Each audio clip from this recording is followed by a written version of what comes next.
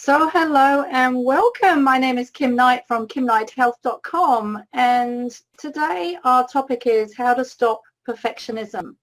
Now, I don't know about you, but I've been quite a perfectionist in some ways, not in all ways, and I find it's a very common recurring theme for a lot of people that I talk to and work with. So we're going to look at why this actually may not be so healthy and what we can do about it. And if you know anybody who is a perfectionist and you think maybe they're a bit of an over-perfectionist, then maybe you'd like to share this video to them. And before I go any further, just my standard disclaimer: I do not diagnose, heal, treat, cure any person, any condition. If you need appropriate help, please seek it, and please use this information to the best of your ability, and just use your wise intelligence and wisdom to do so. Our agenda today: what is perfectionism? Why do we become a perfectionist? The consequences, both positive and negative, of being a perfectionist. The theme of expectations and how these tie in with perfectionism, and how to ease up on ourselves. 3 steps to stopping perfectionism. So let's look at a definition to begin with. Perfectionism is the refusal to accept any standard short of perfection. So that's pretty intense, isn't it? To refuse any standard that is short of perfection. And yet many of us are doing this unconsciously all the time. Another definition: a personality trait displeased with anything that does not meet high standards. And here's one that I really like: perfectionism is self-abuse of the highest order. So we're going to look at why this is so, or why this may be so. And first of all, we're going to start with, why do we become perfectionists? What sets this habit up in the first place? And what we're going to find is that all these traits and habits, or it's my observation anyway, they're all set up in childhood. They say that, give me a boy until he's 7 and I'll show you the man. And with every person that I've ever worked with, including myself, I can very, very clearly see that whatever our habits are in adulthood, they all get set up in these first 7 years. But the problem is, we're an emotional being in those first 7 years. Our intellect is not developed. We do not understand how we operate. And so everything is getting set up unconsciously. And then we continue these habits unconsciously. But there are deeper reasons, as you're going to see, as to why these habits get set up. But essentially we have to understand initially that this is unconscious programming. We have unconscious programming in us until it becomes conscious. And once it becomes conscious, then we can do something about it. And what we also find is, as with a lot of our habits, is that at a fundamental level, we're just trying to keep ourselves feeling safe. We're trying to stay emotionally safe and physically safe. And so we do things to make ourselves feel good and safe. So there's a very deep psychological, physical reason for setting up these habits. So we mustn't beat ourselves up, which, by the way, would be another sign of perfectionism. So what are the consequences of feeling like you have to do everything perfectly all the time? Well, on a positive note, we do get things done. We tend to get things done, and we tend to do them very well. And that then results to people praising us, approving of us, and that then results in us feeling good and worthy. So there are positive consequences of being a perfectionist. But unfortunately, there are also quite a few negative consequences. And one of the negative consequences is that we never feel good enough. It doesn't matter what we do, how much we achieve, how well we do on completing a project, or how many projects we complete, or how many things we tick off on our to-do list every day. We never feel good enough. So the standard can never be reached. This ceiling is infinite. There's never a place where we think or where we get to where we feel good enough, even though in our mind we think, well, if I do that, I'll feel good enough. No, we never reach that point. And so that's really exhausting. It's absolutely exhausting to never be good enough and to never do good enough. And that is very stressful. It creates a huge amount of stress inside the body. And according to Harvard University, for example, at least 80% of all illness starts with stress. In my experience, I would say probably 98%. So it creates a huge amount of stress inside the body, and we're going to look at why that is in a moment. It also creates a lot of worry, because we're worried that we're never going to be good enough, although much of that worry may be unconscious. We may not be aware of it. And ultimately, it can lead to illness. This is one of the habits. I'm not saying it's the only thing that leads to illness, but always pushing ourselves, always striving, never feeling good enough. We just overachieve. It leads to the type A personality, where we're overachieving, pushing ourselves, never giving ourselves a break, working too hard, working too many hours, not taking enough rest, not having a good, healthy work-life balance, not taking care of ourselves. This is what perfectionism leads to as a side effect, if you like. And then the knock-on effect of that is that we get stressed, unhappy, and sick. So we really need to become aware of if we are a perfectionist and then change it. Let's look at the theme of expectations. An expectation is a strong belief that something will happen or be the case in the future. We expect something to happen, or something to be a certain way, or maybe somebody to be a certain way. We have this expectation which we then get attached to. But the question we have to ask ourselves is, whose standard is this? Where did you get this standard from? Is it your standard, or did you actually inherit it from somebody else? And are you modeling yourself on somebody else? And why do you have this high expectation of yourself or somebody else? Because one of the main things that happens when we have expectations is that it leads to disappointment if those expectations are not met. If we get attached to an outcome and we don't achieve that outcome or our perceived outcome, then we're going to feel frustrated, maybe angry, maybe hurt if we're disappointed by somebody else. There's going to be a lot of uncomfortable, unhappy emotions going on inside our body, and that creates a lot of stress. And ongoingly, that will then lead to the body going out of balance and creating symptoms.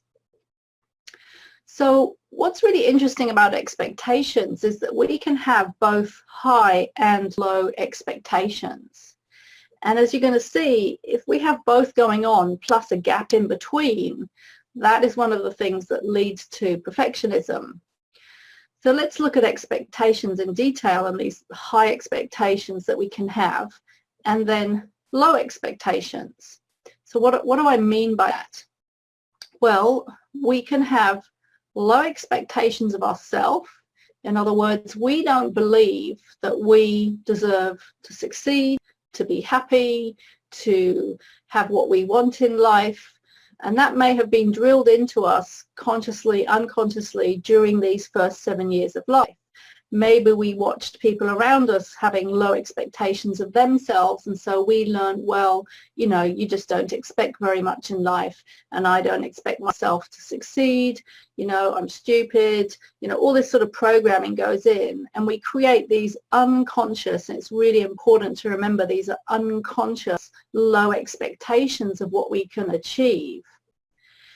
And then what happens is, at the same time, because we're not getting maybe the love and approval and support and encouragement and all the positive feedback and affirmation that we need in those first 7 years to create very stable self-esteem, self-confidence, self-worth, etc., we then feel like we're not good enough, we're not worthy, and we set ourselves very high expectations of how we need to perform in life in order to get the approval and the love that we really want from the people around us. So we have this paradox of the low expectations of what we deserve and what we can have in our life. And then at the same time, we have these high expectations of, well, I've just got to keep pushing myself higher and higher and harder and doing more and being more, because otherwise I won't be loved and approved of. Again, these high expectations are also unconscious. So there's a big gap, right? And this is like, if you imagine like a tug of war rope, where on one side you've got the low expectations and on the other side you've got the high expectations, and you're in between with all the tension and stress and pressure of that gap. And if we have low expectations of ourselves, then quite naturally we're going to feel sad, disappointed, frustrated, and feel a deep sense of unworthiness, maybe a fear of failure, maybe a fear of success. We're also going to have fear of criticism or punishment, all this programming from childhood. We're going to have a glass ceiling on our success, abundance, happiness. We're also going to be very, very hard on ourselves and beat ourselves up because we're just never good enough. And then at the same time, we're going to have exactly the same thing happening if we have the high expectations. We're going to feel frustrated because we never get there. We're never good enough. We never do good enough. We're just never enough. So this is all going on, and then that leads to this habit of perfectionism, which is just really a dead-end street. Now, I'm not saying it's not good to produce high-quality work. I'm a great believer in producing the best I can produce.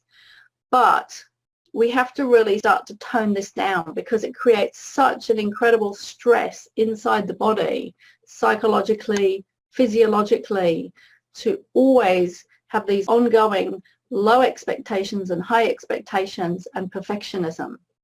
So if you feel that this is you, that you have both or either or low expectations and high expectations, and you're not happy with that, then maybe it's time to do something different.